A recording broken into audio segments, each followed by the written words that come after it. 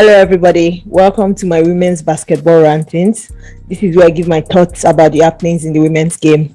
If you like this type of content, please like, subscribe, and comment in the comment section below. I put episode notes down in case you want to skip to a section that interests you. If you're still listening, welcome. If you're not, welcome. Let's get started. Welcome back.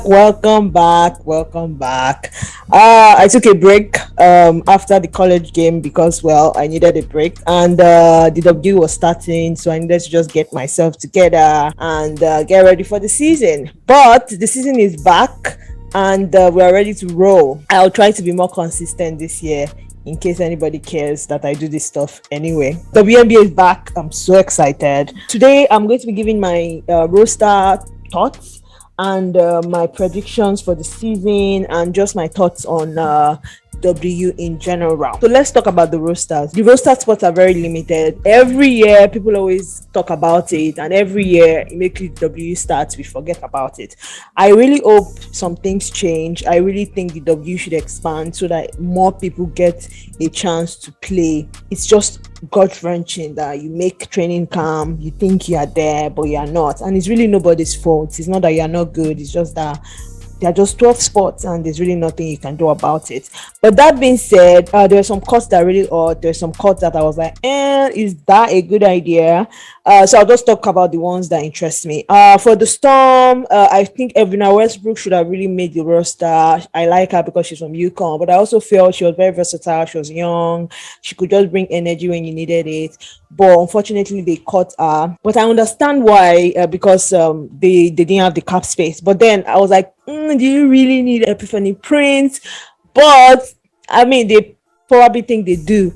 And yeah, she does produce. But I was like, her contract is so heavy. Like, do you really need her? Like, you could get two people for a price. But I guess one Epiphany Prince is what two rookies. Another roster cut that I found very weird was the Minnesota Lynx. I was actually very high on Minnesota Lynx starting this season. I liked what they had. They had Ariel Powers, Silver Fowl, Kayla McBride, Mr. Dangerfield. They had Jessica Shepard, Damaris Dantas. They have some really good names. And then they have, of course, Adelaide Carradine. But at the beginning of on Thursday, they just announced that they've cut Leisure Carradine and they've cut Krista Dangerfield. I'm not really a fan of Leisure Carradine, but I really did not expect her to be cut. And then it wasn't that she was cut and they brought in someone better. They brought in Odessa Sims. I was like, is Odessa Sims really the best person? Because like she was in Atlanta, nothing really happened there. She was in Minnesota at some point. I mean, I don't know. They've just not fixed their point guard problem. Why didn't they just draft one or trade for one? I mean, they had Krista Dangerfield. She was right there. Why didn't you just develop her instead of just cutting her outright? I felt the whole thing was weird. But hey, she's in Indiana now. The whole thing was just weird. Anyway, I don't know. And then after those cuts, the roster just looked really basic to me. Like, there's only so much Kayla McBride can do, and she chokes in big games anyway. Like, half the time, like, she's supposed to be a 3-point specialist, but I've never really seen her shine like that. And then they now put this lady Natalia Chanwa. She's 160,000. I don't see what she does. I don't know why she will put on a 160,000 contract. The only explanation is that they want to tank. That's it. They want to rebuild. That's the only explanation I have for that roster. Rating the rosters, I won't talk about them toe and toe. So I'll just use the roster and the first game. I'll just merge them together because, well, the roster people are in the first games. Let's start with the Mystics and the Fever. So the Fever is young, they're fresh, they had a bunch of rookies. I really don't expect anything good from them, but they did fight. I mean, they hung for a bit with the Mystics, but I did not expect anything from them. They have the energy. I think I give it to them, and I hope they turn that into wins. You could tell that they were a bit inexperienced. But I like the energy, and that's all you need, really. They're interesting, they're fun to watch, which is, I never rate the Fevers, but I'm rating them now, and it seems like today I was like, oh, they are playing LA Sparks, let me watch it. So that's all about them. The Mystics look good, but I can't really tell much about the Mystics because they played Fever, so it's like, play a good team. So let's see how you hang with those teams. But what I saw was good. Nisha Cloud, really, really good. Elena Deladon looked good. So for the Storm, which is a game I really, really loved, the Storm was like, I mean, they were the Storm. They came in, they killed it. The first half was really rough, but I can understand that because, like, first game of the season, trying to just get themselves together. But the minute they got themselves together, the patented third quarter run from the Storm, they just blitzed the Minnesota Lynx. They blitzed them just. The funniest thing is that I slept off, it was 41-41. By the time I woke up, it was like 4 minutes into the third quarter, and they had a 20-point lead. How did you get a 20-point lead in 6 minutes? Ow, it was crazy. So I went back to watch it. I saw how they did it. Those guys are just good. I give it to them. Yeah, that roster is good. I like the roster. I like Burn January. She comes in, brings the energy. Cappy Williams has energy. John Lavender is actually good. Who would have thought about it, looking at how bad she was in Indiana? I like it. I think they can hang. It's a roster that can hang with the best of them. I'm very interested to see how they do with the Aces today. All right. So let me go to the interesting points. LA Sparks and Chicago. I really thought Chicago was going to win that game, but LA Sparks showed that they have the art, they have the spark, pun intended. Jonah Canada was very impressive. I mean, 21 points. She was not joking around. Chicago is not at full strength, but hey, what they had, they could have easily won that game, but LA Sparks would not be denied. They just had some really good, like, energy bringing players. Like, they had Jonah Canada, they had Kenneth Carter, they had Lexi Brown that was just shooting and shooting. It was crazy. She did not miss. It was just I really love the efforts from LA Sparks, and they really willed themselves to win that game. And by that OT, the Sparks, LA were just tired. I think they're just tired. They just couldn't hang anymore, and they're like, it's first game of the season. Who cares? Win the game. We'll get you later. I think that's exactly what happened, because Vanessa was fact.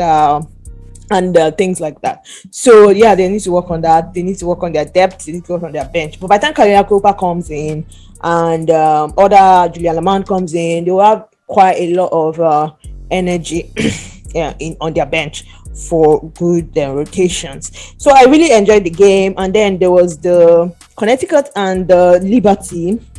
Yeah, Connecticut did not play like themselves. I was not impressed with how they played, especially down the stretch. I feel they should have won. Liberty is good, but man, they are not that great. Like, Sabrina is good, Nasha Howard is good, but that's about it. Like, I wasn't really impressed with how they played. I mean, Sabrina, I was impressed with Sabrina. I'm always impressed with Sabrina. She really knows how to shoot that three.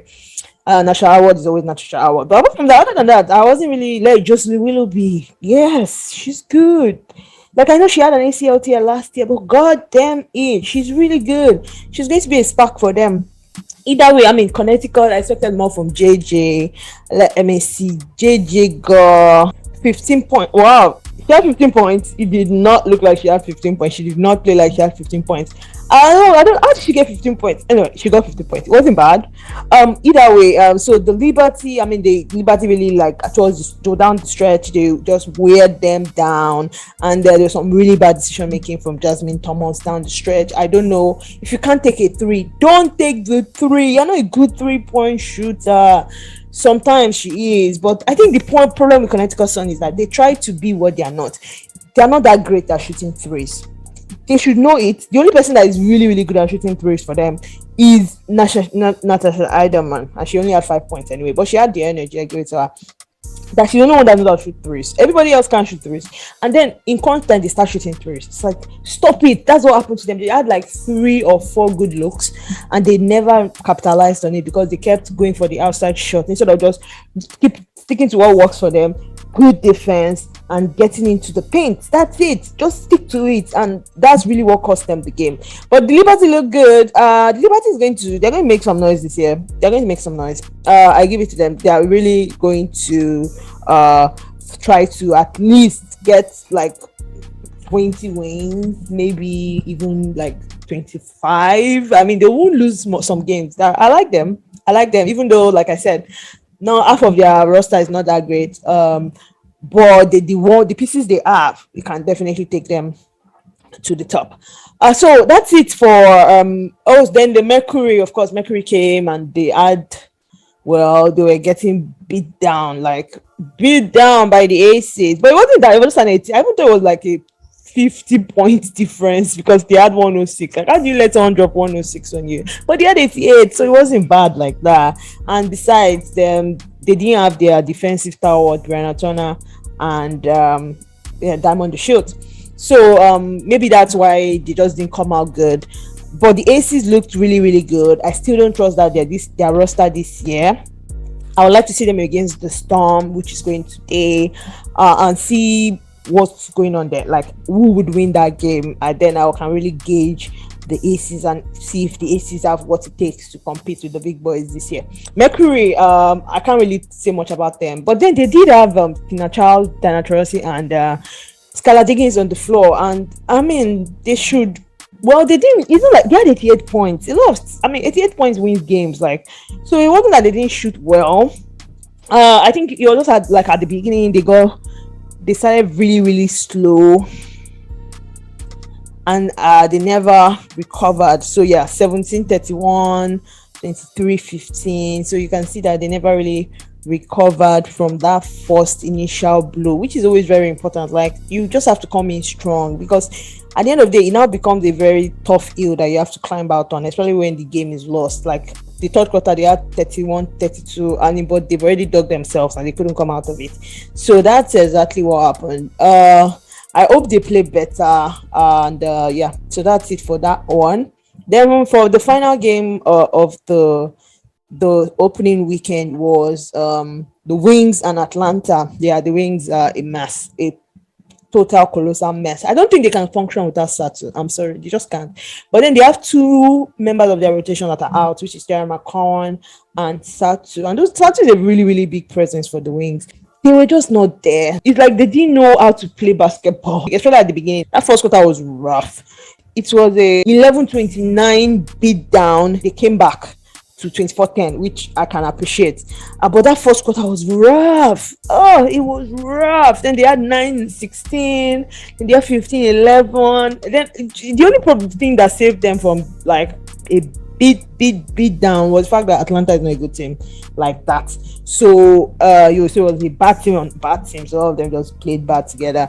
But I at least Atlanta had the energy. I mean, Ronald is Ronald. So yeah, I was impressed. They should get better. But like I said, I wouldn't put too much stock on the first game of the season, because you're still trying to work out the kinks. It's almost like a preseason game, really.